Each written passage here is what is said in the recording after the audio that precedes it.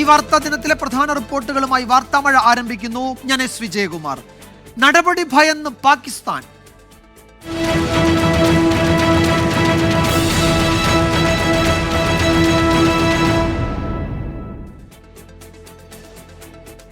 Indian ആക്രമണം ആസന്നമെന്ന് പാക് പ്രതിരോധ മന്ത്രി. ആക്രമണം നേരിടാൻ തയ്യാറെടുപ്പുകൾ നടത്തുന്നുണ്ടെന്നും മന്ത്രിയുടെ വിശദീകരണം. റോയിട്ടേഴ്സിന് നൽകിയ അഭിമുഖത്തിലായിരുന്നു പ്രതിരോധ മന്ത്രിയുടെ ഈ പ്രതികരണം. ഇന്ന് രാത്രിയിൽ വ്യോമാഭ്യാസം പ്രഖ്യാപിച്ചിട്ടുണ്ട് പാകിസ്ഥാൻ. ഇന്ത്യ പാക് തർക്കത്തിൽ നേരിട്ട് ഇടപെടില്ല എന്ന് ഇതിനിടെ ചൈന വ്യക്തമാക്കിയിട്ടുണ്ട്. ഇരു രാജ്യങ്ങളും ചർച്ചയിലൂടെ പ്രശ്നം പരിഹരിക്കണമെന്ന് ചൈനീസ് വിദേശകാര്യ വക്താവ് പറഞ്ഞു. ശ്രീനാഥ് ചന്ദ്രൻ വിവരങ്ങൾ നൽകും ഡൽഹിയിൽ നിന്ന്. ശ്രീനാഥ്, പാകിസ്ഥാൻ യഥാർത്ഥത്തിൽ ഒരു യുദ്ധം ഭയക്കുന്നുണ്ട്, ഒരു സൈനിക നടപടി ഭയക്കുന്നുണ്ട്. പാക് പ്രതിരോധ മന്ത്രി റോയിട്ടേഴ്സിന് ഇന്ന് ഏതാനും മണിക്കൂറുകൾ മുമ്പ് കൊടുത്ത ഒരു അഭിമുഖത്തിൽ യുദ്ധസന്നദ്ധനാണ് എന്നൊക്കെയാണ് പറയുന്നത്. പുതിയ വ്യോമാഭ്യാസം പ്രഖ്യാപിക്കുന്നു. പാകിസ്ഥാനിൽ വ്യോമ പ്രതിരോധ മേഖലയിൽ വ്യോമ വിലക്ക് ഏർപ്പെടുത്തുന്നു. അങ്ങനെ എന്തൊക്കെയോ നടപടികൾ പ്രഖ്യാപിക്കുന്നുണ്ട്. ഈ രാത്രിയിൽ തന്നെ നടപ്പാകുന്നു എന്ന് പ്രതിരോധ മന്ത്രി പറയുന്നു. എന്തൊക്കെയാണ് വിവരങ്ങൾ? ഈ ഭയന്ന് വല്ലാതെ ബുദ്ധിമുട്ടുന്ന പാകിസ്ഥാനാണല്ലോ നമ്മൾ ഈ മണിക്കൂറുകളിൽ കാണുന്നത്.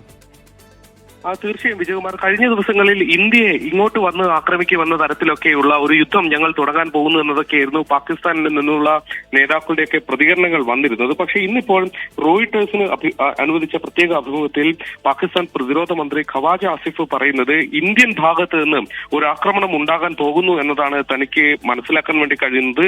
അതിനനുസരിച്ചുള്ള തയ്യാറെടുപ്പുകളാണ് ഞങ്ങളുടെ ഭാഗത്ത് നിന്ന് ഉണ്ടാവുന്നത് എന്നതാണ്. അതായത് ഇന്ത്യയിൽ നിന്ന് ഒരു ആക്രമണം ഞങ്ങൾ ഭയക്കുന്നു എന്നത് അദ്ദേഹം തുറന്ന് പറയുകയാണ്.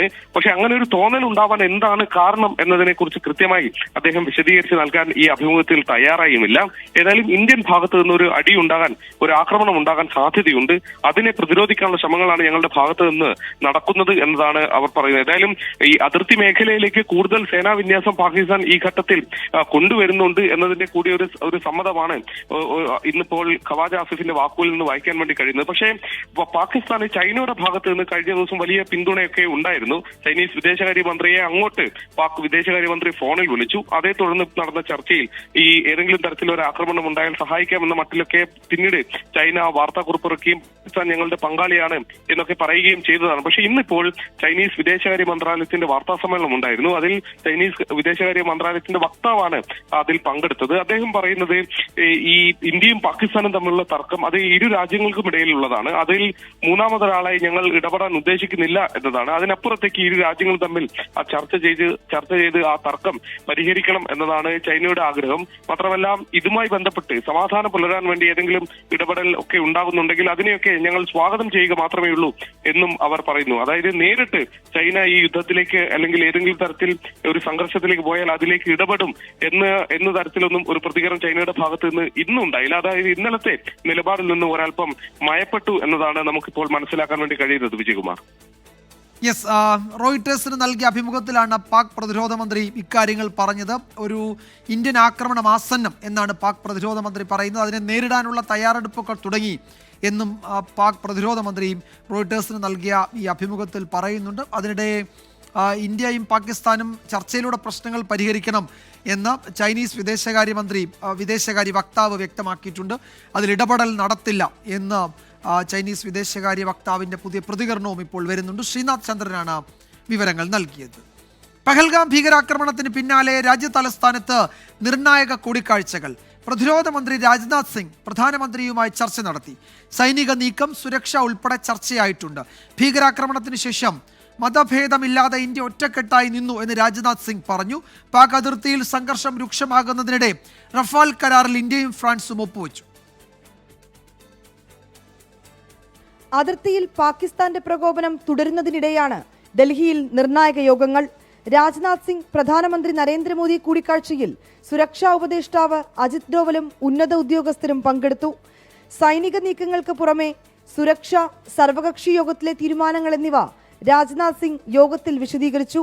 രാജ്യത്ത് ഭിന്നിപ്പുണ്ടാക്കാമെന്ന് തീവ്രവാദികളും അതിന് പിന്നിൽ പ്രവർത്തിച്ചിരുന്നവരും കരുതി.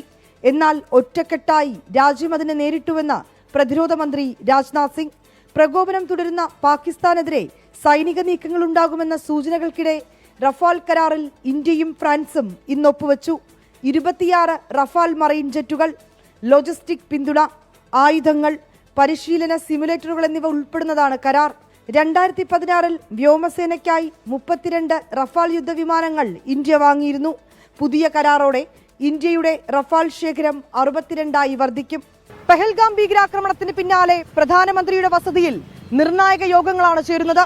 സംയുക്ത സൈനിക മേധാവിയുമായി നടത്തിയ കൂടിക്കാഴ്ചയ്ക്ക് പിന്നാലെയാണ് പ്രതിരോധ മന്ത്രി രാജ്നാഥ് സിംഗ് പ്രധാനമന്ത്രിയുമായി കൂടിക്കാഴ്ച നടത്തിയത്. സൈനിക നീക്കത്തിലും അതിർത്തിയിലെ സുരക്ഷയിലുമടക്കം നിർണായക തീരുമാനങ്ങൾ ഉടനുണ്ടായേക്കുമെന്നാണ് സൂചന.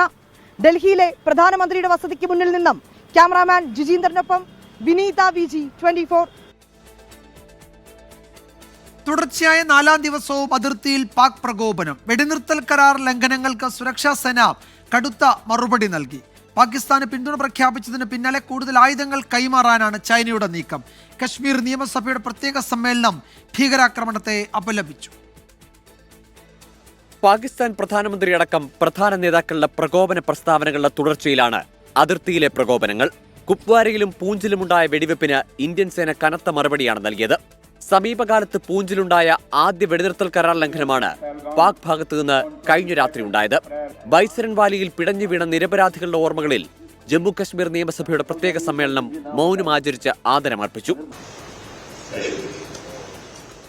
മരിച്ചവരുടെ കുടുംബത്തെ എങ്ങനെ ആശ്വസിപ്പിക്കണമെന്ന് അറിയില്ലെന്ന് ജമ്മു കശ്മീർ മുഖ്യമന്ത്രി ഒമർ അബ്ദുള്ള പ്രത്യേക സമ്മേളനത്തിൽ പറഞ്ഞു. വികാരാധീനനായിരുന്നു ഒമർ അബ്ദുള്ളയുടെ പ്രസംഗം. मेजबान होते हुए मेरी जिम्मेदारी थी कि सही सलामत मैं इन्हें यहां से वापस भेजूं,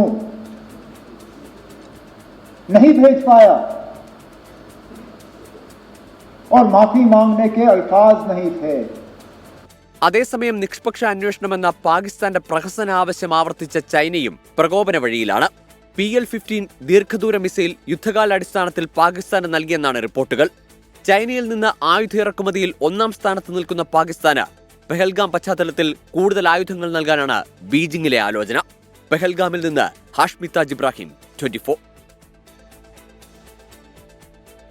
16 പാക് ചാനലുകൾക്ക് ഇന്ത്യയിൽ വിലക്കേർപ്പെടുത്തി യൂട്യൂബ്. ക്രിക്കറ്റർ ഷൊയേബ് അക്തർ അടക്കമുള്ളവരുടെ ചാനലുകൾക്കാണ് വിലക്ക്. വാർത്ത റിപ്പോർട്ട് ചെയ്യുമ്പോൾ ഇന്ത്യ വിരുദ്ധ പരാമർശങ്ങൾ ഉണ്ടായിക്കരുത് എന്ന് BBC-ക്ക് കേന്ദ്ര സർക്കാർ മുന്നറിയിപ്പ് നൽകി.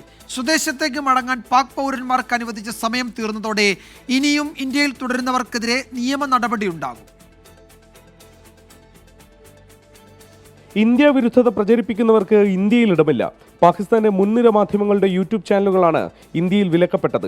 ഡോൺ ന്യൂസ്, സമ TV, സുനോ ന്യൂസ് എന്നിങ്ങനെ ചാനലുകൾ.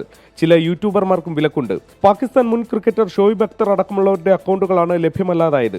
ടൂറിസ്റ്റുകൾ ആക്രമിക്കപ്പെട്ടതിന് പിന്നാലെ പാകിസ്ഥാൻ ഇന്ത്യക്കാരുടെ വിസ റദ്ദാക്കിയെന്ന തലക്കെട്ട് നൽകിയതിനാണ് കേന്ദ്ര സർക്കാർ BBC-യോട് വിശദീകരണം തേടിയത്. ആക്രമണം നടത്തിയത് ഇന്ത്യയാണെന്ന ധ്വനി ആ തലക്കെട്ടിനുണ്ട്. BBC ഇന്ത്യ മേധാവി ജാക്കി മാർട്ടിന് അയച്ച കത്തിൽ റിപ്പോർട്ടിംഗിൽ ജാഗ്രത വേണമെന്നും നിർദ്ദേശിച്ചിട്ടുണ്ട്.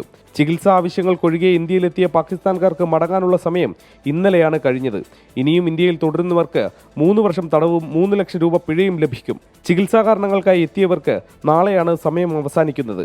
അതേസമയം മഹാരാഷ്ട്രയിൽ 100-ലേറെ പാകിസ്ഥാൻകാരെ കാണാനില്ലെന്ന് ഉപമുഖ്യമന്ത്രി ഏക്നാഥ് ഷിൻഡെ പറഞ്ഞപ്പോൾ അത് തെറ്റാണെന്നും ആരും ഒളിവിലില്ലെന്നും മുഖ്യമന്ത്രി ദേവേന്ദ്ര ഫട്നാവിസ് തിരുത്തി. പല വിഷയങ്ങളിലേതെന്ന പോലെ പാക് പൗരന്മാരുമായി ബന്ധപ്പെട്ട വിഷയത്തിലും ഇരുവർക്കുമിടയിൽ ഭിന്ന അഭിപ്രായം വന്നത് സംസ്ഥാനത്ത് രാഷ്ട്രീയ ചർച്ചയുമായി. 24 ഡൽഹി. പഹൽഗാം ഭീകരാക്രമണത്തിൽ പരസ്യ പ്രസ്താവന വിലക്കി കോൺഗ്രസ്. കർണാടക മുഖ്യമന്ത്രി സിദ്ധരാമയ്യയ്ക്ക് പിന്നാലെ മുൻ കേന്ദ്രമന്ത്രി സൈഫുദ്ദീൻ സോസും രംഗത്തെത്തിയത് കോൺഗ്രസിനെ പ്രതിരോധത്തിലാക്കി.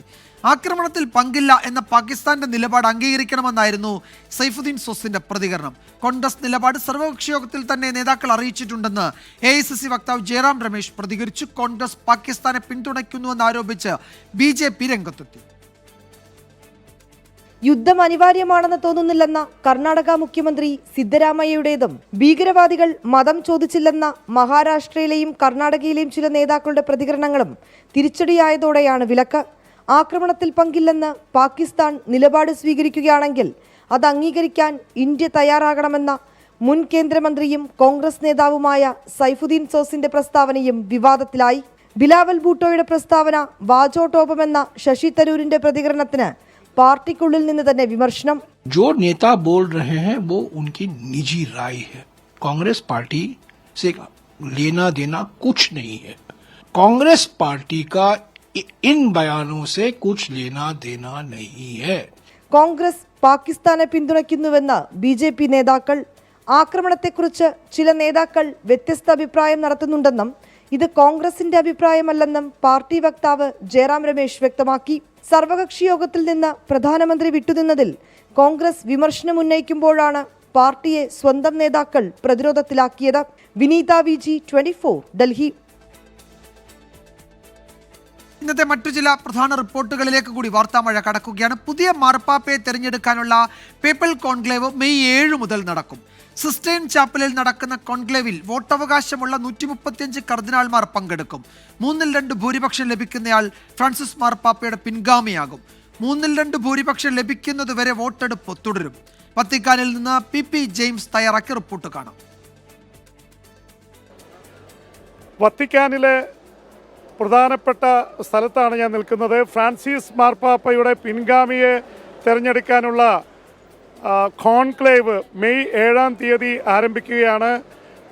സിസ്റ്റൈൻ ചാപ്പൽ ഉൾക്കൊള്ളുന്ന മ്യൂസി വറ്റിക്കാനിയുടെ മുൻപിലാണ് ഞാൻ നിൽക്കുന്നത്. ഇതിൻ്റെ ഈ കോംപ്ലക്സിൻ്റെ ഉള്ളിലാണ് ഒരുപക്ഷെ അടുത്ത ലോകത്തെ അല്ലെങ്കിൽ കത്തോലിക്ക സഭയെ നയിക്കാനുള്ള പുതിയ മാർപ്പാപ്പയെ തിരഞ്ഞെടുക്കാനുള്ള സിസ്റ്റൈൻ ചാപ്പൽ ഉള്ളത്. സിസ്റ്റൈൻ ചാപ്പലിൽ വെച്ചാണ് പരമ്പരാഗതമായി മാർപ്പാപ്പമാരെ വോട്ട് ചെയ്ത് തിരഞ്ഞെടുക്കുന്നത്. മെയ് 7 135 വോട്ടിംഗ് അവകാശമുള്ള കർദിനാൾമാർ ഇതിനുള്ളിലെ സിസ്റ്റൈൻ ചാപ്പലിൽ കയറും.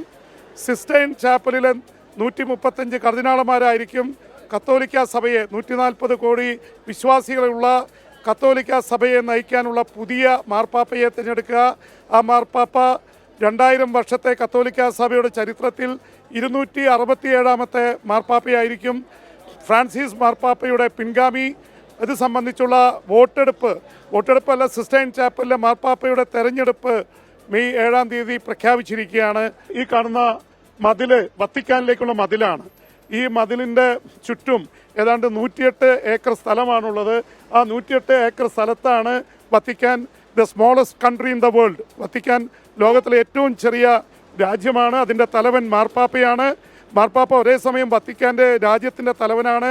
140 കോടി ജനങ്ങളുടെ വിശ്വാസികളുടെ, കത്തോലിക്ക വിശ്വാസികളുടെ തലവനാണ്.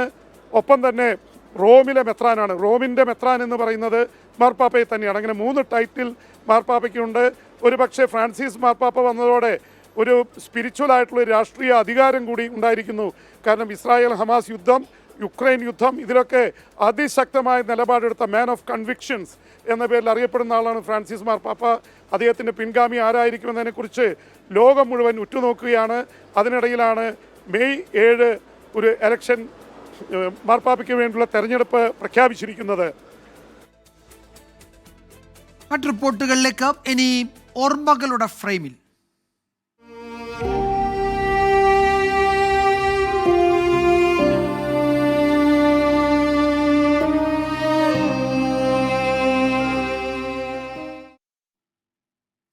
പ്രശസ്ത സംവിധായകനും ഛായാഗ്രാഹകനുമായ ഷാജിയൻ കരുൺ അന്തരിച്ചു. അദ്ദേഹത്തിന് 73 വയസ്സായിരുന്നു. തിരുവനന്തപുരത്തെ പിറവി എന്ന വീട്ടിൽ വെച്ചായിരുന്നു അന്ത്യം. ഏറെ നാളായി അർബുദ രോഗത്തെ തുടർന്ന് ചികിത്സയിലായിരുന്നു. നിലവിൽ KSFDC ചെയർമാനായി പ്രവർത്തിക്കുകയായിരുന്നു. നാളെ രാവിലെ 10:30 മുതൽ KSFDC ആസ്ഥാനത്ത് പൊതുദർശനമുണ്ടാകും. സംസ്കാരം 3:30 ഔദ്യോഗിക ബഹുമതികളോടെ തൈക്കാട് ശാന്തികവാടത്തിൽ നടക്കും. വാർത്താമഴയിലേക്ക് വീണ്ടും സ്വാഗതം. കഞ്ചാവ് കേസിൽ റാപ്പർ വേടനും സുഹൃത്തുക്കൾക്കും ജാമ്യം. 9 പേർക്കും ജാമ്യം നൽകി. എന്നാൽ പുലിപ്പല്ല് കണ്ടെത്തിയ സംഭവത്തിൽ മൃഗവേട്ട വകുപ്പ് ചുമത്തി വനം വകുപ്പ് കേസെടുത്തു. വനം വകുപ്പ് കസ്റ്റഡിയിലെടുത്ത വേടന്റെ മാലയുടെ ചിത്രം 24 ലഭിച്ചു. ആരും കുടുക്കിയതല്ലെന്നും ഗൂഢാലോചന ഇല്ലെന്നും വേടൻ പ്രതികരിച്ചു. വേടനെ കോടനാടേക്ക് കൊണ്ടുപോയി. ആ പ്രതികരണത്തിലേക്ക് ആദ്യം. അയാളുടെ പേരിൽ കേസ്, ഫോറസ്റ്റിന്റെ കേസ് എടുത്തിട്ടുണ്ട്. വൈൽഡ് ലൈഫ് പ്രൊട്ടക്ഷൻ ആക്ട് പ്രകാരമുള്ള കേസാണ് എടുത്തിരിക്കുന്നത്. നോൺ ബെയിലബിൾ ആയിട്ടുള്ള കേസുകളാണ്. അദ്ദേഹത്തെ നാളെ ഉച്ചകഴിഞ്ഞ് പെരുമ്പാവൂർ JFMCയിൽ ഹാജരാക്കും. പെരുമ്പാവൂർ കോടതിയിലാണ് ഹാജരാക്കുന്നത്. ഓഫീസിലേക്ക് കോടനാടേക്കാണ് കൊണ്ടുപോകുന്നത്. നോൺ ബെയിലബിളും ബെയിലബിളുമായ വകുപ്പുകളുണ്ട്.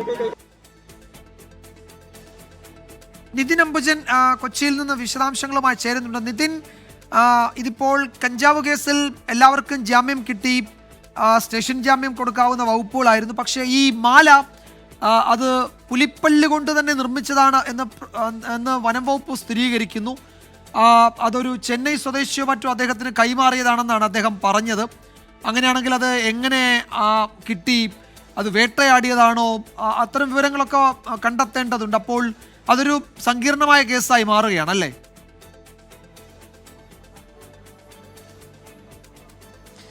വിജയകുമാർ, തീർച്ചയായും. കാരണം കഞ്ചാവ് കേസിലല്ല ശരിക്കും യഥാർത്ഥത്തിൽ വേടന് കുരുക്കായി മാറിയിരിക്കുന്നത്. വനം വകുപ്പിന്റെ കേസാണ് കുരുക്കായി മാറിയിരിക്കുന്നത്. രാവിലെ 11 മണിയോടുകൂടിയാണ് വേടന്റെ ഫ്ളാറ്റിൽ പോലീസ് എത്തുന്നത്. അതിനുശേഷം 6 ഗ്രാം കഞ്ചാവ് പിടികൂടുന്നു. 9 പേരെ അടക്കം പോലീസ് അറസ്റ്റ് ചെയ്യുന്നു. പിന്നീട് വേടനെ മെഡിക്കൽ ശേഷം ജാമ്യം ലഭിക്കാവുന്ന ഒരു കേസാണത്. അതിനുശേഷം ജാമ്യം ലഭിച്ചു. ഇതിനിടയിൽ ഫ്ളാറ്റിൽ നടത്തിയ പരിശോധനയിൽ ആയുധങ്ങൾ കണ്ടെത്തുന്നു. അതോടൊപ്പം തന്നെ വേടന്റെ കഴുത്തിലെ മാല അത് പുലിപ്പല്ലാണോ എന്ന സംശയം ആദ്യം വനംവകുപ്പിനെ ഉയരുന്നു. പിന്നീട് വേടൻ പറഞ്ഞിരിക്കുന്നത് തായ്ലാന്റിൽ നിന്ന് കൊണ്ടുവന്നു എന്നാണ്. പക്ഷേ വിശദമായി നടത്തിയ പരിശോധനയിലാണ് അത് തമിഴ്നാട്ടിൽ ഒരു ആരാധകൻ കൊടുത്താണെന്ന് വ്യക്തമായിരിക്കുന്നത്. അത് യഥാർത്ഥ പുലിപ്പല്ല്, ഇന്ത്യൻ പുലിയായ യഥാർത്ഥ പുലിപ്പല്ലിന്റെ ഒരു പല്ലാണെന്നാണ് ഇപ്പോൾ വ്യക്തമാകുന്നത്. ആ ഒരു സാഹചര്യത്തിൽ കൂടിയാണ് ഇപ്പോൾ ജാമ്യമില്ല വകുപ്പ് പ്രകാരവും അല്ലാത്ത വകുപ്പ് പ്രകാരം പോലീസ് ഇപ്പോൾ കേസെടുത്തിരിക്കുന്നത്. മൃഗവേട്ട വകുപ്പ് പ്രകാരമാണ് വനംവകുപ്പ് കേസെടുത്തിരിക്കുന്നത്. സ്വാഭാവികമായിട്ടും ജാമ്യമില്ല വകുപ്പാണ് എന്ന് മനസ്സിലാക്കുന്നു. മാത്രമല്ല മറ്റു വകുപ്പുകളും ചേർത്തിട്ടുണ്ട്. എന്തായാലും നാളെ 11 മണിയോടുകൂടി തന്നെ പെരുമ്പാവൂരിലെ മുൻസിഫ് കോടതിയിൽ ഹാജരാക്കുമെന്നാണ് ഈ ഘട്ടത്തിൽ വനംവകുപ്പ് അറിയിച്ചിരിക്കുന്നത്. വിശദമായ ചോദ്യം ചെയ്യൽ അടക്കമുള്ള കാര്യങ്ങളെല്ലാം തന്നെ നടന്നു വരുന്നുണ്ട്. ഞാനിപ്പോൾ നിൽക്കുന്നത് തൃപ്പൂണിത്തുറ ഹിൽ പാലസ് പോലീസ് സ്റ്റേഷനിലാണ്. ഇവിടുന്ന് അല്പസം മുമ്പാണ് വേടനെ ഇപ്പോൾ കോടനാടേക്ക് കൊണ്ടുപോയിരിക്കുന്നത്. കഞ്ചാവ് കേസിൽ ജാമ്യം നൽകി അതിനുശേഷമുള്ള തുടർ നടപടികൾ, വനംവകുപ്പിന് കസ്റ്റഡിയിൽ നടക്കുന്ന നടപടികളെല്ലാം തന്നെ ഏതാണ്ട് മണിക്കൂറുകൾ നീണ്ടുന്നു. അതിനുശേഷം അല്പസം മുമ്പ് തന്നെ കോടനാടേക്ക് കൊണ്ടുപോയി. എന്തായാലും നേരത്തെ സൂചിപ്പിച്ച പോലെ തന്നെ 6 ഗ്രാം കഞ്ചാവ് ലഭിക്കുന്നു. അതിനുശേഷം നടത്തിയ പരിശോധനയിലാണ് ഈ പുലിപ്പല്ലടക്കം പിടികൂടുന്നത്. ഈ പുലിപ്പല്ല് സ്വാഭാവികമായിട്ടും വേടനെ സംബന്ധിച്ചാണെങ്കിൽ ഇത് എവിടെ നിന്ന് ലഭിച്ചു, ആര് കൈമാറി, ഇനി മൃഗവേട്ട നടത്തി നേടിയതാണോ തുടങ്ങിയ കാര്യങ്ങളൊക്കെ തന്നെ അന്വേഷിക്കേണ്ടതുണ്ട്. സ്വാഭാവികമായിട്ടും അത്തരം ഒരു അന്വേഷണങ്ങൾക്ക് എന്തായാലും വനംവകുപ്പ് പോകും. സ്വാഭാവികമായിട്ടും വനംവകുപ്പിന്റെ ഈ കേസ് വേടനെ സംബന്ധിച്ചാണെങ്കിൽ കുരുക്കാക്കുന്ന ഒരു കേസ് തന്നെ മാറുന്നുണ്ട്. അതിനിടയിലാണ് വേടന്റെ ഫ്ളാറ്റിൽ നിന്ന് ആയുധങ്ങളും പിടികൂടുന്നത്. സ്വാഭാവികമായിട്ടും ആയുധം ആംസ് ആക്ട് പ്രകാരവും പോലീസ് കേസെടുക്കാനുള്ള ഒരു സാധ്യത പരിശോധിച്ചിരുന്നു. പക്ഷേ പിന്നീട് ഓൺലൈൻ വഴി ഈ ഒരു ആയുധങ്ങൾ വാങ്ങിയെന്നാണ് വേടൻ നൽകിയ മൊഴി. അത് പോലീസ് പരിശോധിച്ചപ്പോൾ ആ മൊഴി ശരിയാണെന്ന് മനസ്സിലായി. അതിനുശേഷം പിന്നീട് ആംസ് ആക്ട് വകുപ്പ് ചുമത്താതെ പിന്നീട് വനംവകുപ്പിന് കൈമാറിയിരിക്കുകയാണ്. എന്തായാലും വനംവകുപ്പിന്റെ കേസ് സ്വാഭാവികമായിട്ടും വേടനെ സംബന്ധിച്ചാണെങ്കിൽ ജാമ്യമില്ലാ വകുപ്പ് പ്രകാരമുള്ള കേസായി തന്നെ മാറാൻ സാധ്യതയുണ്ട്. കാരണം അത് മൃഗവേട്ടയാണോ തുടങ്ങിയ കാര്യങ്ങളൊക്കെ തന്നെ ഇപ്പോൾ വനംവകുപ്പ് അന്വേഷിക്കുന്നുണ്ട്. എന്തായാലും അതുമായി ബന്ധപ്പെട്ട അന്വേഷണങ്ങളിലൂടെ കടന്നു പോവുകയാണ്. അതേസമയം തന്നെ മറ്റ് 8 പേർക്ക് ഇപ്പോൾ ജാമ്യം ലഭിച്ചിട്ടുണ്ട്. എന്തായാലും ഇന്ന് മണിക്കൂറുകൾ നീണ്ട പരിശോധന, ചോദ്യം ചെയ്യൽ അടക്കമുള്ള നടപടികൾ പൂർത്തിയാക്കി ഇപ്പോൾ ഹിൽ പാലസ് പോലീസ് സ്റ്റേഷനിൽ നിന്നും വേടനെ കോടനാടേക്ക് കൊണ്ടുപോയിരിക്കുകയാണ്. എന്തായാലും ഇനിയുള്ള നടപടികളെല്ലാം തന്നെ വനംവകുപ്പിന്റെ ഭാഗത്തും സ്വീകരിക്കും. ചോദ്യം ചെയ്യലടക്കമുള്ള നടപടികൾ പുരോഗമിക്കുന്നുണ്ട്. അതിനുശേഷം നാളെ ഉച്ചയോടുകൂടി തന്നെ കോടതിയിൽ ഹാജരാക്കുമെന്നാണ് ഇപ്പോൾ വനംവകുപ്പ് വ്യക്തമാക്കിയിരിക്കുന്നത്. വിജയകുമാർ. യെസ്, ആരും കുടുക്കിയതല്ല, ഗൂഢാലോചന ഇല്ല എന്നൊക്കെ വേടൻ തന്നെ പറയുന്നുണ്ട്. അയാൾ ഈ പോലീസുമായുള്ള ചോദ്യം ചെയ്യലിൽ വേടൻ അദ്ദേഹം കാര്യങ്ങൾ വിശദീകരിക്കുന്നുണ്ട്. കഞ്ചാവ് കൈവശം വയ്ക്കാനിടയായ സാഹചര്യം, അത് ഉപയോഗിക്കാനിടയായ സാഹചര്യമൊക്കെ പറയുന്നുണ്ട്. ഈ പുലിപ്പല്ല് മാലയുടെ കാര്യവും വിശദീകരിച്ചിട്ടുണ്ട് വേടൻ തന്നെ. അതിൽ കൂടുതൽ അന്വേഷണം നടത്തും. അതിനാണ് വനംവകുപ്പ് കേസെടുത്തിരിക്കുന്നത്, കസ്റ്റഡിയിൽ എടുത്തിരിക്കുന്നത്. കോടനാടേക്ക് കൊണ്ടുപോയിട്ടുണ്ട്. നാളെ കോടതിയിൽ ഹാജരാക്കും എന്നാണ് ഞങ്ങളുടെ കൊച്ചി ബ്യൂറോ റിപ്പോർട്ട് ചെയ്യുന്നത്. നിതിൻ അംബുജനാണ് വിവരങ്ങൾ നൽകിയത്. ആലപ്പുഴ ഹൈബ്രിഡ് കഞ്ചാവ് കേസിൽ ശ്രീനാഥ് ഭാസിക്കും ഷൈൻ ടോം ചാക്കോയ്ക്കും പങ്കില്ലെന്ന് assistant excise commissioner Ashok Kumar. കേസുമായി ബന്ധപ്പെട്ട തെളിവുകൾ ചോദ്യം ചെയ്യലിൽ ലഭിച്ചിട്ടില്ല എന്ന് എക്സൈസ് ഉദ്യോഗസ്ഥർ വിശദീകരിച്ചു. ഷൈനെ സംബന്ധിച്ചിടത്തോളം അയാൾ ഒരു ഡ്രഗ് അഡിക്റ്റ് ആണെന്ന് ബോധ്യമായി. ആ ഡ്രഗ് അഡിക്റ്റിനെ നമുക്ക് നൽകേണ്ടത് ചികിത്സയാണ്. ആ ചികിത്സ നൽകുന്നതിൻ്റെ ഭാഗമായിട്ടാണ് ഞങ്ങൾ അയാളെ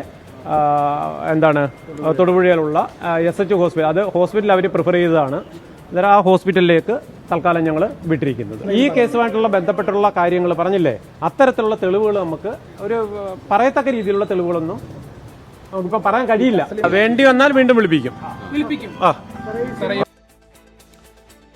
ചോദ്യം ചെയ്യലിന് ശേഷം നടൻ ഷൈൻ ടോം ചാക്കോയെ ഡി അഡിക്ഷൻ സെന്ററിലേക്ക് മാറ്റി. ചോദ്യം ചെയ്യലിന് വിളിപ്പിച്ചത് താരങ്ങളുമായുള്ള സൗഹൃദത്തിന്റെ പേരിലെന്നാണ് മോഡൽ സൗമ്യ വിശദീകരിച്ചത്. താരങ്ങളുമായി സാമ്പത്തിക ഇടപാടുകൾ നടത്തിയിട്ടില്ല എന്നും അവർ പറഞ്ഞു. ആകെ എന്നെ വിളിപ്പിച്ച് ഷൈനും ബാസിയായിട്ടുള്ള റിലേഷൻ എന്താ ചോദിക്കാനാ? ലഹരി ഇടപാടായിട്ട് എനിക്കൊരു ബന്ധമില്ല. തസ്ലീമ എനിക്കറിയാം, കൊച്ചിയിൽ പരിചയമുണ്ട്, ഒരു ഫ്രണ്ടാണ്. അതിനപ്പുറത്തോട്ട് അവളുടെ വേറെ പേഴ്സണൽ ആയിട്ടുള്ള ബിസിനസിനെ കുറിച്ച് എനിക്കറിയത്തില്ല. ലഹരി ഇടപാടായിട്ടുള്ള ഒരു ബന്ധമില്ല. ഷൈനും ബാസയായിട്ടുള്ള ബന്ധം മാത്രമേ ചോദിച്ചിട്ടുള്ളൂ. അതുമായിട്ട് ബന്ധപ്പെട്ട എന്തെങ്കിലും ഉണ്ടെങ്കിൽ വിളിക്കും, അപ്പോൾ വരണം എന്ന് പറഞ്ഞിട്ടുണ്ട്. ചോദ്യം ചെയ്യലിന് ശേഷം മാധ്യമങ്ങൾക്ക് നന്ദി പറഞ്ഞാണ് ശ്രീനാഥ് ഭാസി മടങ്ങിയത്. Please. You guys are crazy. Well, thank you media. Thanks a lot. Manish Mahipal ആലപ്പുഴയിൽ നിന്ന് വിവരങ്ങൾ നൽകും. മനീഷ്, അപ്പോൾ ഈ ഹൈബ്രിഡ് കഞ്ചാവ് കേസിൽ ഇവർക്ക് 2 താരങ്ങൾക്കും പങ്കില്ല എന്ന് എക്സൈസ് സ്ഥിരീകരിക്കുകയാണ്. ഇനിയിപ്പോൾ വീണ്ടും ചോദ്യം ചെയ്യേണ്ട സാഹചര്യമില്ല എന്ന ഉദ്യോഗസ്ഥന്റെ വാക്കുകളിൽ നിന്ന് വ്യക്തമാണ്. പക്ഷേ ആവശ്യമെങ്കിൽ വീണ്ടും വിളിപ്പിക്കുമെന്ന് പറയുന്നു. യഥാർത്ഥത്തിൽ ഈ 2 പേരും ഈ കേസിൽ കണക്റ്റഡ് അല്ല എന്ന് ഏറെക്കുറെ സ്ഥിരീകരിക്കുകയല്ലേ ഇപ്പോൾ ഈ എക്സൈസ്? വിജയകുമാർ, നിലവിലത്തെ അന്വേഷണത്തിൽ ഈ പ്രതികൾ നൽകിയിട്ടുള്ള മൊഴികളുടെ അടിസ്ഥാനത്തിലാണ് ഈ 2 നടന്മാരെ വിളിച്ചു വരുത്തിയതും ഒപ്പം തന്നെ ഇവരുടെ ഫോണിൽ നിന്ന് ലഭിച്ച വിവരത്തിന്റെ അടിസ്ഥാനത്തിലാണ് 2 പേരെയും ചോദ്യം ചെയ്യാൻ തന്നെ എക്സൈസ് സംഘം ഇന്ന് ആലപ്പുഴയുടെ ഓഫീസിൽ എത്താൻ പറഞ്ഞത്. പക്ഷേ നിലവിലത്തെ അന്വേഷണത്തിൽ മാത്രമാണ് പ്രതികൾ ഈ നടന്മാർക്കെതിരായിട്ടുള്ള തെളിവുകൾ ഇല്ല എന്ന് പറയുന്നത്. പക്ഷേ ഇനി വരുന്ന അന്വേഷണത്തിൽ, അതായത് അന്വേഷണത്തിന്റെ 2ാമത്തെ 3ാമത്തെ ഘട്ടത്തിലൊക്കെ തന്നെ എന്തെങ്കിലും തരത്തിലുള്ള തെളിവ് ലഭിച്ചാൽ ഇനിയും ഇവരെ ചോദ്യം ചെയ്യാനുള്ള സാധ്യത തള്ളാൻ സാധിക്കില്ല എന്ന് കൂടിയുള്ള ഒരു സൂചന കൂടി ഉദ്യോഗസ്ഥരുടെ വാക്കുകളിലുണ്ട്. എന്താണെങ്കിലും ഈ കേസുമായി ബന്ധപ്പെട്ട്, ലഹരി കേസുമായി ബന്ധപ്പെട്ട് ഇവർക്ക് പങ്കില്ലെങ്കിൽ കൂടി ഷൈൻ ടോം ചാക്കോയ്ക്ക് ഈ കേസിൽ ഇന്ന് വിളിച്ചു വരുത്തിയ, ഈ ചോദ്യം ചെയ്യലിൽ വിളിച്ചു വരുത്തിയ മോഡറായിട്ടുള്ള സൗമ്യയുമായിട്ട് ഉള്ള പെൺവാണിഭ കേസുമായി ബന്ധപ്പെട്ട ചില കാര്യങ്ങൾ, പെൺവാണിഭ വിഷയങ്ങളുമായി ബന്ധപ്പെട്ട ചില കാര്യങ്ങളൊക്കെ തന്നെ എക്സൈസിന് ലഭ്യമായിട്ടുണ്ട്. പക്ഷേ നിയമാനുസൃതമായിട്ട് അത്തരം കാര്യങ്ങളൊക്കെ തന്നെ എക്സൈസിന് ഇടപെടുന്ന ചില നിയമ പരിധിയുണ്ട്. അത്തരം കാര്യങ്ങളൊക്കെ തന്നെ പോലീസിനോ ബന്ധപ്പെട്ട ഏജൻസികൾക്കോ കൈമാറും. കാരണം ഈ ശ്രീനാഥ് ഭാസിക്കും ഒപ്പം തന്നെ ഈ ഷൈൻ ടോം ചാക്കോയ്ക്ക് എന്താണ് ബന്ധം, ഈ കേസുമായി ബന്ധപ്പെട്ട, ഈ കഞ്ചാവ് കേസുമായി ബന്ധപ്പെട്ട പ്രതികൾക്ക് എന്താണ് ബന്ധം എന്നുള്ള കാര്യമായിരുന്നു ഈ മോഡൽ സൗമ്യയോട് ചോദിച്ചത്. പക്ഷേ സൗമ്യയായിട്ട് ബന്ധപ്പെട്ട് സൗമ്യ പറയുന്ന കാര്യത്തിൽ സൗമ്യയ്ക്ക് അക്കൗണ്ടിൽ ലഭിച്ച പണം അല്ലെങ്കിൽ തസ്ലീമയ്ക്ക് കൊടുത്തതും ഈ താരങ്ങൾക്ക്, ഈ നടന്മാർക്ക് കൊടുത്തതുമായിട്ടുള്ള പൈസ, ഇതിൽ സാമ്പത്തിക ഇടപാടുകൾ ഇടനിലക്കാരിയായിട്ടുള്ള സൗമ്യയെ സംബന്ധിച്ച് സൗമ്യ പറയുന്നത് പെൺവാണിഭമാണത്. റിയൽ മീറ്റ് എന്ന പേരിൽ പെൺവാണിഭം നടത്തിയിട്ടുണ്ട്. ആ വിഷയത്തിൽ ഷൈൻ ടോം ചാക്കോ പലപ്പോഴും ബന്ധപ്പെട്ടിട്ടുണ്ടെന്നുള്ള മൊഴി നൽകിയിട്ടുണ്ട്. പക്ഷേ ഈ കേസിൽ ഈ നാർക്കോട്ടിക് സംബന്ധമായിട്ടുള്ള തെളിവുകൾ നിലവിൽ ലഭിച്ചിട്ടില്ല എന്ന് എക്സൈസ് പറയുന്നുണ്ടെങ്കിൽ കൂടി ഈ കേസുമായി ബന്ധപ്പെട്ട് ഉള്ള അന്വേഷണ ഘട്ടത്തിൽ കൂടി ഷൈൻ ടോം ചാക്കോ പലതരത്തിലുള്ള വിഡ്രോവൽ സിൻഡ്രം കാണിച്ചു. ഇന്ന് കൂടി അന്വേഷണ സംഘത്തിന് മുൻപിൽ എത്തിയപ്പോൾ അസ്വസ്ഥനായി. അങ്ങനെ ഇയാൾ തന്നെ പറഞ്ഞു തനിക്കൊരു ലഹരി വിമുക്ത കേന്ദ്രത്തിലേക്ക് പോകണം. അതിന്റെ അടിസ്ഥാനത്തിലേക്ക് ആണ് എക്സൈസിന്റെ തന്നെ ഒരു നേതൃത്വത്തിൽ, അല്ലെ അവരുടെ തന്നെ ഒരു ഇതില് ആലപ്പുഴ, എറണാകുളത്തെ തൊടുപുഴയിലെ ഒരു ലഹരി വിമുക്ത കേന്ദ്രത്തിലേക്ക് ഇന്ന് തന്നെ ഷൈൻ ടോം ചാക്കോയെ മാറ്റിയിട്ടുണ്ട്. 2 മാസത്തോളം അവിടെ ചികിത്സ വേണമെന്നാണ് നിലവിൽ ഡോക്ടർമാർ പറഞ്ഞതെന്നാണ് ഷൈൻ ടോം ചാക്കോ തന്നെ ഉദ്യോഗസ്ഥരോട് പറഞ്ഞു. തനിക്ക് അത്രത്തോളം, താൻ വർഷങ്ങളായി 7 വർഷത്തോളമായി ലഹരി ഉപയോഗിക്കുന്നുണ്ട്, അതുകൊണ്ട് അത്രത്തോളമുള്ള വിഷയങ്ങളുള്ളത് കൊണ്ട് തന്നെ തനിക്ക് അങ്ങനെയുള്ള ചികിത്സ വേണമെന്ന് ഷൈൻ തന്നെ ആവശ്യപ്പെട്ടിട്ടുണ്ട്. എന്താണെങ്കിലും ഈ വിഷയവുമായി ബന്ധപ്പെട്ട് നിലവിൽ മാത്രമാണ് ഈ ലഹരി ഇടപാടുകൾ ഇല്ലെന്ന് മനസ്സിലാക്കുന്നത്. പക്ഷേ പെൺവാണിഭ സംബന്ധമായിട്ടുള്ള സാമ്പത്തിക ഇടപാടുകൾ ഈ ലഹരി കേസിൽ 1ാം പ്രതി തസ്ലീമയുമായിട്ട് ഷൈൻ ടോം ചാക്കോ നടത്തിയിട്ടുണ്ട്, അല്ലെങ്കിൽ ഈ സൗമ്യയും നടത്തിയിട്ടുണ്ട്. അതുകൊണ്ട് തന്നെ ഈ മൂവരെയും ഇനിയും വിളിക്കാനുള്ള സാധ്യത പൂർണ്ണമായും അന്വേഷണ ഉദ്യോഗസ്ഥർ തള്ളുന്നില്ല. നാളെ ഈ കേസിൽ ബിഗ് ബോസിലെ മുൻ താരമായിട്ടുള്ള ജിൻഡോയും ഒരു നിർമ്മാണ സഹായമായിട്ടുള്ള ജോഷിയെ കൂടി നാളെ രാവിലെ എക്സൈസ് സംഘത്തിന് മുൻപിൽ നോട്ടീസ് നൽകി ഹാജരാകാൻ നിർദ്ദേശം നൽകിയിട്ടുണ്ട്. വിജയകുമാർ. മനീഷ് മഹിപാലാണ് വിവരങ്ങൾ നൽകിയത്. ഹൈബ്രിഡ് കഞ്ചാവ് കേസിൽ പങ്കില്ലെങ്കിലും സാമ്പത്തിക ഇടപാടുകൾ പെൺവാണിഭ സംഘവുമായി ബന്ധപ്പെട്ടിട്ടുള്ളതാണ് എന്ന ഒരു മൊഴി ലഭിച്ചിട്ടുണ്ട്. അതിന്മേൽ ഒരുപക്ഷെ പോലീസ് അന്വേഷണം ഉണ്ടായേക്കും, പ്രത്യേകിച്ച് ഷൈൻ ടോം ചാക്കോയ്ക്കെതിരെ എന്നാണ് മനീഷ് മഹിപാൽ റിപ്പോർട്ട് ചെയ്യുന്നത് ആലപ്പുഴയിൽ നിന്ന്. യുവ സംവിധായകർ പ്രതികളായ ലഹരി കേസ് അന്വേഷിക്കാൻ പ്രത്യേക സംഘം. Excise assistant commissioner M F. സുരേഷിന്റെ നേതൃത്വത്തിലാണ് അന്വേഷണം നടക്കുക. ഇന്നലെയാണ് സംവിധായകരായ ഖാലിദ് റഹ്മാനും അഷ്റഫ് ഹംസയും അറസ്റ്റിലായത്. സംവിധായകരായ ഖാലിദ് റഹ്മാൻ, അഷ്റഫ് ഹംസ ഉൾപ്പെടെ 3 പേരിൽ നിന്നായി 1.6 ഗ്രാം കഞ്ചാവ് പിടികൂടിയ കേസിലാണ് എക്സൈസ് പ്രത്യേക അന്വേഷണ സംഘത്തെ നിയോഗിച്ചത്. Assistant commissioner M F. സുരേഷിന്റെ നേതൃത്വത്തിലാണ് അന്വേഷണം നടക്കുക. കഞ്ചാവ് എത്തിച്ചവരെ കേന്ദ്രീകരിച്ചാകും അന്വേഷണം. കഞ്ചാവ് എത്തിച്ചവരെക്കുറിച്ചുള്ള വിവരങ്ങൾ സംവിധായകരിൽ നിന്ന് ഇന്നലെ എക്സൈസിന് ലഭിച്ചിരുന്നു. എന്നാൽ ഇതുമായി ബന്ധപ്പെട്ട് ലഭിച്ച മൊബൈൽ നമ്പർ സ്വിച്ച് ഓഫ് ആണ്. ഇയാൾ സിനിമയിലേക്ക് ലഹരി എത്തിക്കുന്ന സംഘത്തിലെ പ്രധാനിയാണെന്നാണ് എക്സൈസിന്റെ നിഗമനം. കഞ്ചാവിന്റെ ഉറവിടം സംബന്ധിച്ച അന്വേഷണത്തിൽ സൈബർ സെല്ലിന്റെ സഹായവും എക്സൈസ് തേടിയിട്ടുണ്ട്. അതേസമയം ഫ്ളാറ്റ് ഉടമയായ സംവിധായകൻ സമീർ താഹിറിനെ ചോദ്യം ചെയ്യുന്നതിന് എക്സൈസ് 2 ദിവസത്തിനകം നോട്ടീസ് നൽകും. കേസിൽ സമീർ താഹിറിനും പങ്കുണ്ടെന്നാണ് എക്സൈസിന്റെ സംശയം. വിശദമായി ചോദ്യം ചെയ്ത ശേഷം കേസിൽ പ്രതി ചേർക്കണോ എന്ന് അന്വേഷണ സംഘം തീരുമാനിക്കും. ആലപ്പുഴയിലെ ഹൈബ്രിഡ് കഞ്ചാവ് വേട്ടയുമായുള്ള ബന്ധവും അന്വേഷണ സംഘം പരിശോധിക്കുന്നുണ്ട്. 24 കൊച്ചി. ചാലക്കുടിയിലെ ബ്യൂട്ടി പാർലർ ഉടമ ഷീല സണ്ണിയെ വ്യാജലഹരി കേസിൽ കുടുക്കിയ പ്രതി നാരായണദാസ് പിടിയിലായി. ബംഗളൂരുവിൽ നിന്നാണ് ഇയാളെ പോലീസ് കസ്റ്റഡിയിലെടുത്തത്. ഏറെ നാൾ നീണ്ട തെരച്ചിലിനൊടുവിലാണ് ഷീല സണ്ണിക്കെതിരായ വ്യാജ ലഹരിമരുന്ന് കേസിലെ മുഖ്യപ്രതി നാരായണദാസ് പിടിയിലായത്. ബംഗളൂരുവിലെ ഇയാളുടെ ഒളിസങ്കേതത്തിൽ നിന്ന് പോലീസിന്റെ പ്രത്യേക അന്വേഷണ സംഘമാണ് കസ്റ്റഡിയിലെടുത്തത്. പ്രതിയെ നാളെ നാട്ടിലെത്തിക്കുമെന്ന് പോലീസ് വ്യക്തമാക്കി. ഷീല സണ്ണിയുടെ ബന്ധുവായ യുവതിക്ക് വ്യാജ LSD സ്റ്റാമ്പ് നൽകിയത് നാരായണദാസ് ആയിരുന്നു. കേസിൽ 1-ാം പ്രതി കൂടിയാണ് നാരായണദാസ്. ചോദ്യം ചെയ്യാൻ നോട്ടീസ് നൽകിയപ്പോൾ ഇയാൾ ഒളിവിൽ പോവുകയാണ് ഉണ്ടായത്. കേസിൽ ഗൂഢാലോചന നടന്നുവെന്ന് വ്യക്തമാണെന്നും ആർക്ക് വേണ്ടിയാണ് ഇത് ചെയ്തതെന്ന് അറിയണമെന്നും ഷീല സണ്ണി 24നോട് പറഞ്ഞു. പിടിച്ചതിൽ സന്തോഷമുണ്ട്. ഇനിയിപ്പോൾ എന്തിനു വേണ്ടി ആർക്ക് വേണ്ടിയാണ് ഇത് ആൾ ചെയ്തതെന്ന് ഞാൻ പറഞ്ഞു. ഞാൻ ആദ്യം തുടങ്ങിയ എല്ലാ ചാനലിലും പറയണതാണ് എന്തിനു വേണ്ടി അത് ചെയ്തതെന്ന് എനിക്കും അറിയില്ല. നാരായണദാസൻ പറയുന്ന വ്യക്തിനെ എനിക്കറിയില്ല. ആദ്യമായിട്ടാണ് ഞാൻ ചാനലിൽ വരുമ്പോഴാണ് ഈ നാരായണദാസിൻ്റെ പേര് ഞാൻ കേൾക്കുന്നത്. അപ്പോൾ ഈ അറിയാതെ ഒരു വ്യക്തി ഇത് ആർക്ക് വേണ്ടി എന്തിനു വേണ്ടി ചെയ്തതെന്ന് അത് അറിയാനുള്ള ആഗ്രഹം എനിക്കുണ്ട്. ഹൈക്കോടതി ഉത്തരവിനെ തുടർന്ന് കഴിഞ്ഞ മാർച്ച് 7-നാണ് കൊടുങ്ങല്ലൂർ ACP VK രാജുവിന്റെ നേതൃത്വത്തിലുള്ള സംഘം കേസെടുത്ത് അന്വേഷണം ആരംഭിച്ചത്. 2023 ഫെബ്രുവരി 27-നാണ് ലഹരിമരുന്ന് കൈവശം വെച്ചുവെന്നാരോപിച്ച് എക്സൈസ് ഷീല സണ്ണിയെ അറസ്റ്റ് ചെയ്തത്. പിന്നീട് നടത്തിയ പരിശോധനയിൽ പിടികൂടിയത് വ്യാജ LSD സ്റ്റാമ്പുകളാണെന്ന് ബോധ്യപ്പെട്ടു.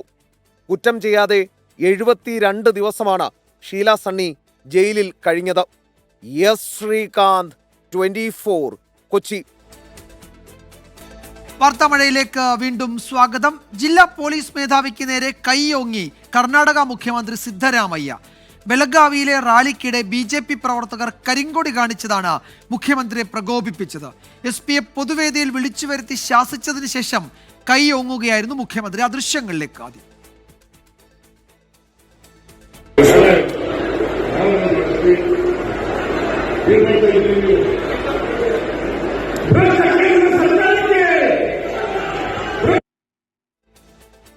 മുഹമ്മദ് റഹീസ് വിവരങ്ങൾ നൽകും. റഹീസ്, ഇത് എന്തായിരുന്നു ഈ പ്രകോപനം? BJP പ്രവർത്തകരുടെ പ്രതിഷേധം SP ഇടപെട്ട് നിയന്ത്രിച്ചില്ല എന്നാണോ സിദ്ധരാമയ്യ പറയുന്നത്? വിജയകുമാർ, അല്ല, ASP ആണ് ഇത്തരത്തിൽ മുഖ്യമന്ത്രി സിദ്ധരാമയ്യ കൈയൂങ്ങിക്കൊണ്ട് അദ്ദേഹം രൂക്ഷമായി സംസാരിച്ചത്. അതായത് കോൺഗ്രസിന്റെ ഈ സംവിധാൻ ബച്ചാവോ റാലി നടക്കുകയാണ്. അതിനോടൊപ്പം തന്നെ കേന്ദ്ര സർക്കാരിന്റെ ഈ വിലക്കയറ്റത്തിനെതിരെ കേന്ദ്ര സർക്കാരിന് എതിരായിട്ടുള്ളൊരു പ്രതിഷേധം കൂടി നടക്കുകയാണ്. അപ്പോൾ അത്തരത്തിലൊരു പരിപാടിയിൽ ബലഗാവിയിൽ മുഖ്യമന്ത്രി എത്തിയപ്പോഴാണ് BJPയുടെ പ്രത്യേകിച്ച് വനിതാ മോർച്ചയുടെ ചില പ്രവർത്തകരൊക്കെയും ഇവിടെ എത്തിക്കൊണ്ട് മുഖ്യമന്ത്രിക്കെതിരെ പ്രതിഷേധം നടത്തിയത്. അത് പ്രത്യേകിച്ച് ഈ പഹൽഗാം ഭീകരാക്രമണവുമായി ബന്ധപ്പെട്ട് സിദ്ധരാമയ്യയുടെ പരാമർശങ്ങൾക്കെതിരെയായിരുന്നു അവർ പ്രതിഷേധിച്ചുകൊണ്ട് എത്തിയത്. അപ്പോൾ അങ്ങനെ മുദ്രാവാക്യം വിളി തുടങ്ങി. അദ്ദേഹം സംസാരിക്കാനായി മൈക്കിനടുത്തേക്ക് എത്തുമ്പോൾ അത് വലിയ ഉച്ചത്തിലായി. അങ്ങനെ അത്തരത്തിൽ കോൺഗ്രസ് പ്രവർത്തകരും BJP പ്രവർത്തകരും തമ്മിൽ ചെറിയ ഉരസലൊക്കെ ഉണ്ടാകുന്ന സ്ഥിതിയിലേക്ക് എത്തി. അപ്പോൾ അവിടെ വെച്ചാണ് അദ്ദേഹം SP വിളിക്കുന്നത്. അപ്പോൾ SP അവിടെ ഉണ്ടായിരുന്നില്ല, മറിച്ച് ASP ആണ് അവിടേക്ക് വരുന്നത്. അങ്ങനെ ASP നാരായൺ ബ്രഹ്മാണി അവിടേക്ക് എത്തുമ്പോഴേക്കുമാണ് ഇതേപോലെ അദ്ദേഹം ASPയുടെ നേർക്ക് കൈയൂങ്ങുകയും രൂക്ഷമായി സംസാരിക്കുകയും ചെയ്തത്. ശേഷം SP വിളിച്ചു വരുത്തി അദ്ദേഹം ശാസിക്കുകയും ചെയ്തു. BJP പ്രവർത്തകരെ അവിടെ നിന്ന് നീക്കിയില്ല എന്നത് തന്നെയാണ് പ്രധാനപ്പെട്ട കാരണം. എന്തായാലും ഇപ്പോൾ BJP ഇതിൽ വലിയ പ്രതിഷേധമാണ് രേഖപ്പെടുത്തുന്നത്. പൊതുമധ്യത്തിൽ വെച്ചൊരു ഉയർന്ന പോലീസ് ഉദ്യോഗസ്ഥന് നേരെ ഇത്തരത്തിൽ അതിക്രമം കാട്ടുകയാണ് സിദ്ധരാമയ്യ ചെയ്യുന്നത്. അതും ഭരണഘടനാ സംരക്ഷണ റാലി എന്ന പേരിൽ നടത്തുന്ന പരിപാടിയിൽ ഇത്തരത്തിലൊരു പ്രകോപനപരമായ രീതി മുഖ്യമന്ത്രിയുടെ ഭാഗത്തുനിന്നുണ്ടായി എന്നതടക്കമുള്ള വിമർശനം വരുന്നുണ്ട്. BJPയും JDSും വിമർശനം കടുപ്പിക്കുകയാണ്. വിജയകുമാർ, ശരി. ASPയെ പൊതുവേദിയിൽ വിളിച്ചു വരുത്തി ശാസിച്ചു. അതിനുശേഷം കൈ ഓങ്ങുകയാണ് മുഖ്യമന്ത്രി ചെയ്തത്. ആ ദൃശ്യങ്ങൾ പുറത്തു വന്നിട്ടുണ്ട്. വലിയ ചർച്ച ഇതിൽ നടക്കുന്നുണ്ട്. മുഹമ്മദ് റഹീസാണ് വിവരങ്ങൾ നൽകിയത്. മുഖ്യമന്ത്രി പിണറായി വിജയന്റെ ചീഫ് പ്രിൻസിപ്പൽ സെക്രട്ടറി KM എബ്രഹാമിനെതിരായ കേസിൽ നടപടികൾ കടുപ്പിച്ച് CBI. അഴിമതി നിരോധന നിയമത്തിലെ വിവിധ വകുപ്പുകൾ ചുമത്തിയ CBI KM എബ്രഹാമിന്റെ 12 വർഷത്തെ സ്വത്തുവിവരങ്ങൾ അന്വേഷിക്കാനും തീരുമാനിച്ചു. അതേസമയം CBI അന്വേഷണത്തിനുള്ള ഉത്തരവ് റദ്ദാക്കണമെന്നാവശ്യപ്പെട്ട് KM എബ്രഹാം സുപ്രീം കോടതിയെ സമീപിച്ചു. പരാതിക്കാരനായ ജോമോൻ പുത്തൻപുരയ്ക്കൽ സുപ്രീം കോടതിയിൽ തടസ്സ ഹർജിയും നൽകി. അഴിമതി നിരോധന നിയമത്തിലെ 13(1), 13(1)(e) എന്നീ വകുപ്പുകളാണ് KM എബ്രഹാമിനെതിരെ ചുമത്തിയിട്ടുള്ളത്. 2003 ജനുവരി മുതൽ 2015 ഡിസംബർ വരെയുള്ള കാലയളവിലെ KM എബ്രഹാമിന്റെ സ്വത്ത് വിവരങ്ങളാണ് പ്രധാനമായും അന്വേഷണ പരിധിയിൽ ഉള്ളതും. കൊല്ലത്തെ 8 കോടി രൂപ വില വരുന്ന ഷോപ്പിംഗ് കോംപ്ലക്സും അന്വേഷണ പരിധിയിലുണ്ട്. നേരത്തെ വിജിലൻസ് ഇതേപ്പറ്റി അന്വേഷണം നടത്തിയിരുന്നില്ല. KM എബ്രഹാമിനെതിരെ പ്രഥമദൃഷ്ട്യാ തെളിവുകളുണ്ടെന്ന കാര്യം CBI FIR-ൽ പരാമർശിച്ചിട്ടുണ്ട്. വിജിലൻസിനേറ്റ തിരിച്ചടിയാണ് CBI അന്വേഷണമെന്ന് പരാതിക്കാരനായ ജോമോൻ പുത്തമ്പുരയ്ക്കൽ പ്രതികരിച്ചു. മുംബൈയിലെ 3 കോടി വിലയുള്ള അപ്പാർട്ട്മെന്റ്, തിരുവനന്തപുരത്തെ 1 കോടി രൂപയുടെ അപ്പാർട്ട്മെന്റ്, കൊല്ലം കടപ്പാക്കടയിലെ ഷോപ്പിംഗ് കോംപ്ലക്സ് എന്നിവയടക്കം KM എബ്രഹാം സമ്പാദിച്ച ആസ്തികൾ വരവിൽ കവിഞ്ഞ സ്വത്താണെന്നായിരുന്നു ആരോപണം. പരാതി ആദ്യം അന്വേഷിച്ചത് സംസ്ഥാന വിജിലൻസ് ആയിരുന്നു. വിജിലൻസ് ക്ലീൻ ചിറ്റ് നൽകിയതോടെ കേസ് CBI അന്വേഷിക്കണം എന്നാവശ്യപ്പെട്ട് ജോമോൻ പുത്തമ്പുരയ്ക്കൽ 2018 ഹൈക്കോടതിയെ സമീപിച്ചു. 2025 ഏപ്രിൽ 11 കേസ് CBI അന്വേഷിക്കാൻ ഹൈക്കോടതി ഉത്തരവിട്ടു. എസ് ശ്രീകാന്ത്, 24, കൊച്ചി. CPM കേന്ദ്ര കമ്മിറ്റി അംഗം PK ശ്രീമതി സംസ്ഥാന സെക്രട്ടേറിയറ്റിൽ പങ്കെടുക്കേണ്ടെന്ന തീരുമാനത്തിൽ ഉറച്ച് CPM. സംസ്ഥാനത്ത് സംഘടനാ ചുമതലകൾ ഇല്ലാത്തതിനാൽ സംസ്ഥാന സെക്രട്ടേറിയറ്റിൽ പങ്കെടുക്കേണ്ടതില്ല എന്നാണ് സംസ്ഥാന ഘടകത്തിന്റെ നിലപാട്. വനിതാ കോട്ടയിൽ കേന്ദ്ര കമ്മിറ്റിയിൽ തുടരുന്ന PK ശ്രീമതി അവിടെയാണ് പ്രവർത്തിക്കേണ്ടതെന്ന മുഖ്യമന്ത്രിയുടെ നിലപാടിനൊപ്പമാണ് സംസ്ഥാന ഘടകം. മുതിർന്ന നേതാവ് PK ശ്രീമതിയെ CPM സംസ്ഥാന സെക്രട്ടറിയിൽ പങ്കെടുക്കുന്നതെന്ന് മുഖ്യമന്ത്രി വിലക്കിയതിനെ പാർട്ടി നേതാക്കളും പ്രവർത്തകരും അമ്പരപ്പോടെയാണ് വീക്ഷിക്കുന്നത്. നടപടി പാർട്ടിയുടെ സംഘടനാ രീതിക്ക് നിരക്കുന്നതാണെന്ന സംശയമാണ് നേതാക്കളും പ്രവർത്തകരും ഒരുപോലെ പങ്കുവെക്കുന്നത്. എന്നാൽ പാലം കുലുങ്ങിയാലും കേളൻ കുലുങ്ങില്ല എന്ന മട്ടിലാണ് സംസ്ഥാന നേതൃത്വം. ദേശീയതലത്തിൽ പ്രവർത്തിക്കാൻ നിയോഗിച്ച PK ശ്രീമതി തുടർന്നും സംസ്ഥാന സെക്രട്ടറിയിൽ പങ്കെടുക്കേണ്ടതില്ലെന്നാണ് സംസ്ഥാന നേതൃത്വത്തിൻ്റെ അഭിപ്രായം. ഇന്നലെ സംസ്ഥാന സെക്രട്ടറി MV ഗോവിന്ദൻ നടത്തിയ പ്രതികരണത്തിൽ അത് ഏതാണ്ട് വ്യക്തമാണ്. സമയവും സാഹചര്യവും നോക്കി PK ശ്രീമതിക്ക് സെക്രട്ടറിയിൽ പങ്കെടുക്കാമെന്ന തരത്തിലുള്ള ന്യായീകരണം ചമച്ചുകൊണ്ടാണ് നേതാക്കളുടെ ഇന്നത്തെ പ്രതിരോധം. പ്രായപരിധി കാരണം സംസ്ഥാന കമ്മിറ്റിയിൽ നിന്ന് ഒഴിവായെങ്കിലും സെക്രട്ടേറിയറ്റിൽ നിന്ന് ഒഴിവായെങ്കിലും ശ്രീമതി ടീച്ചർ ഇപ്പോഴും അഖിലേന്ത്യാ ജനാധിപത്യ മഹിളാ അസോസിയേഷൻ്റെ അഖിലേന്ത്യാ പ്രസിഡൻ്റാണ്. ആ രീതിയിൽ അവർക്ക് ഇന്ത്യയുടെ എല്ലാ ഭാഗത്തും സഞ്ചരിച്ച് മഹിളാ അസോസിയേഷൻ്റെ പ്രവർത്തനങ്ങളിൽ നേതൃത്വപരമായിട്ട് ഇടപെടണം. എന്നാൽ സമയമുള്ളപ്പോഴും അതുപോലെ തന്നെ ആവശ്യമുള്ളപ്പോഴും സംസ്ഥാന സെക്രട്ടേറിയറ്റിലോ സംസ്ഥാന കമ്മിറ്റിയിലോ പങ്കെടുക്കുന്നതിൽ ടീച്ചർക്ക് തടസ്സവുമില്ല. കേന്ദ്ര കമ്മിറ്റിയിലെ കേരളത്തിൽ നിന്ന് ഒഴിവുകൾ നികത്തിയപ്പോൾ PK ശ്രീമതിയുടെ ഒഴിവിലും പുതിയ അംഗത്തെ നിയോഗിച്ചിട്ടുണ്ട്. KS ലീഗ കേന്ദ്ര കമ്മിറ്റിയിലെത്തിയത് അങ്ങനെയാണെന്നും നേതാക്കൾ ചൂണ്ടിക്കാട്ടുന്നു. മഹിളാ അസോസിയേഷന്റെ ദേശീയ അധ്യക്ഷ എന്ന പരിഗണനയിലാണ് ശ്രീമതിയെ പ്രായപരിധി പിന്നിട്ടിട്ടും കേന്ദ്ര കമ്മിറ്റിയിൽ നിലനിർത്തിയതെന്നും സംസ്ഥാന നേതൃത്വം പറയുന്നു. നേതാക്കൾ പലരും ഈ അഭിപ്രായം പങ്കിടുന്നുണ്ടെങ്കിലും മുഖ്യമന്ത്രിയുടെ തീരുമാനമെന്ന നിലയിലാണ് ശ്രീമതിയുടെ വിലക്ക് പാർട്ടിക്കകത്ത് നടപ്പായത്. 24 തിരുവനന്തപുരം. രണ്ടാം പിണറായി സർക്കാരിന്റെ 4ാം വാർഷികത്തോടനുബന്ധിച്ച് നടക്കുന്ന എൻ്റെ കേരളം പരിപാടിക്ക് കോട്ടയത്ത് വൻ ജനപങ്കാളിത്തം. ഈ മാസം 24-ന് ആരംഭിച്ച പ്രദർശന വിപണന വേള 30-ന് സമാപിക്കും. കോട്ടയം നാഗമ്പടം മൈതാനിയിലാണ് പരിപാടി നടക്കുന്നത്.